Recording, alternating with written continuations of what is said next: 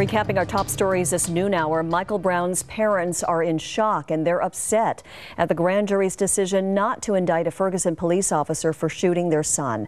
During a press conference this morning, an attorney for the Brown family called the process unfair and broken. The Reverend Al Sharpton also spoke at the event and said the community will continue to pursue justice. About an hour ago, hundreds of students at Seattle's Roosevelt High School walked out of class and marched to the University of Washington to protest the Ferguson decision. The protest was peaceful and the students are now back in class. Right now, about 1,000 students from Garfield High School have walked out of class in protest as well. Because of the announcement of the grand jury's decision, we are learning a lot more about the events that led to the shooting death of Michael Brown. We're also seeing new photos of Officer Darren Wilson from the night of the incident. The testimony reveals Wilson's claim that Michael Brown attacked him first. Wilson says he shot and killed the young man because he considered him to be a dangerous threat. Ron Allen has that part of our coverage. These pictures of Officer Darren Wilson, seen publicly for the first time, show him in a hospital, bruises to his cheek and the back of his head. Part of the evidence considered by the grand jury and released by prosecutors as they announced Wilson will not be charged with a crime. The physical and scientific evidence examined by the grand jury, combined with the witness statements supported and substantiated by that physical evidence, tells the accurate and tragic story of what happened. While Michael Brown's family and protesters claim he had his hands up trying to surrender when he was killed, the prosecutor said witnesses gave conflicting accounts. Some described his hands as being out to his side, some said in front of him with his palms up. Others described his hands as being in a running position or in fists. The documents revealed Wilson fired 12 shots after he says Brown attacked him in his car, tried to flee, then turned around and charged at the officer. In a statement, Brown's family said they were profoundly disappointed that the killer of our child will not face the consequences of his actions. Lawyers for Wilson said he thanked his supporters, adding Officer Wilson followed his training and followed the law.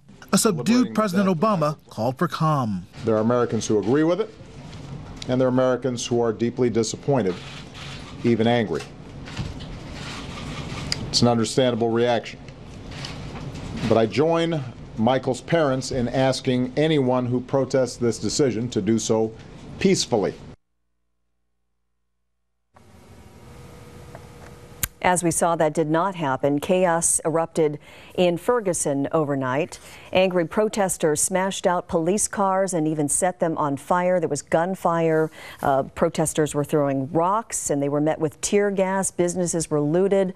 Reporter Boyd Huppert is part of our Gannett team in Ferguson. He was on the streets overnight as protesters marched. Bullets flew overhead and businesses were burned. Like islanders in a hurricane, businesses in Ferguson tried to hold back the storm. We are moments away from an announcement of the grand jury. I just hope that everybody stay calm tonight and keep the peace in the street. Protesters are gathering. But when the decision was announced, no probable cause exists. The fury swelled. Man, f this. I'm angry. I'm angry. It's about to go down, man. Disperse immediately. Both sides will blame the other for what happened after that.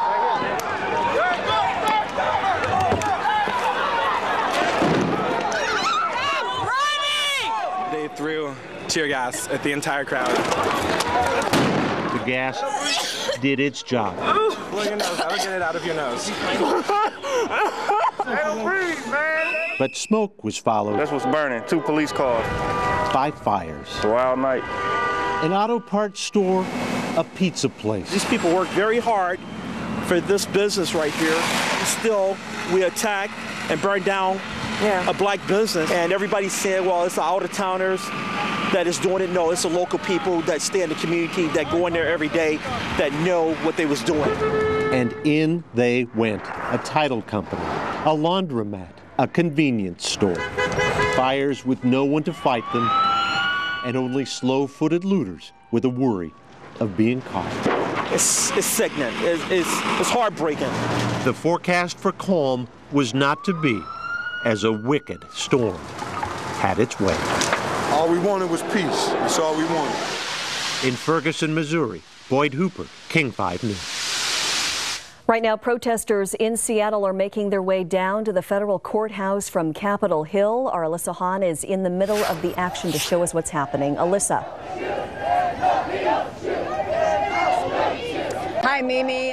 We're on the crowd at Pine and Belmont right now. We're walking west on Pine, heading to the federal courthouse, where we're the very large group of people. This is a big collection of Garfield High School students, along with some church leaders, the NAACP. There are other schools that have joined in on this as well. They're calling this the Young Person's March. I've heard a number of older adults talk about how this is all about the young people. This is their chance to change the way that people think. They talked about Ferguson. They said this is an old story that keeps on happening over and over again, and how important it is for people to understand that we can't continue to let it go on. It's been a very peaceful protest so far. The police have cleared the way for these protesters. It is a registered march, by the way, so they know what the planned route is, but they're marching through the streets. They've stopped at some intersections. Sometimes they kneel down with their hands in the air, repeating the anthem that we've heard over and over: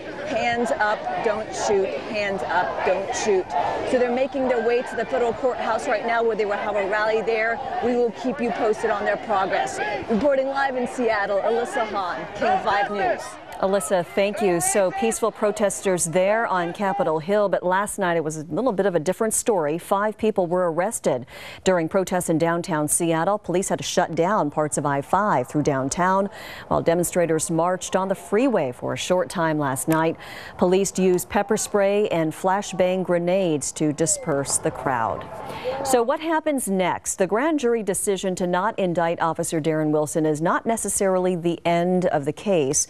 The family of Michael Brown can still file a civil suit against Officer Wilson. There's also an ongoing Department of Justice investigation. That investigation will determine if there was a civil rights violation in the case. Missouri Governor Jay Nixon has created a Ferguson Commission, an independent panel tasked with helping the community heal. The commission includes 9 black and 7 white members, including a business owner, 2 pastors, a community activist, and a police detective. The commission was created to study the underlying social and economic conditions underscored by unrest following the shooting death of Michael Brown. There's, of course, huge reaction to what happened in Ferguson on social media. There were 3.8 million tweets last night with the hashtag Ferguson. People are, of course, still talking about it today. Here's a sample of some of the tweets, some of the Facebook comments, I should say, that were addressed to King 5. It's an emotional issue for so many people, and also a delicate one. Earlier on King 5 Morning News, Mark Wright, Joyce Taylor, they talked to workplace expert Bob Rosner about how we should handle Ferguson and the talk at work. Well, the first thing we need to remember is that everyone responds differently to something like this. My rule is called the Platinum Rule. The Golden Rule says do unto others as you would have them do unto you. Times like this, we have to follow the Platinum Rule. Do unto others as they would have done unto them. Everyone responds differently to this. This is a Rorschach test. Some people identify, some people want to go back to work, some people want to deny it's a problem. So first off, you have to understand that people respond really differently. Second, if you're a boss or a worker and you just want people to put their head down, we all have access to information constantly, and so it's there. And to deny that people are focused on this is totally unrealistic. And third, I would say, and we learned this during 9/11, this is an opportunity to pull together. Ben Franklin said, well, let me get it right. We all must hang together, or assuredly we will hang separately. So you have to see this as an opportunity to pull your team together and to get people all on the same page. Stay with King 5 and King5.com for continuing coverage of the situation in Ferguson, as well as the protesters that are happening here, protests, I should say, happening here in Seattle.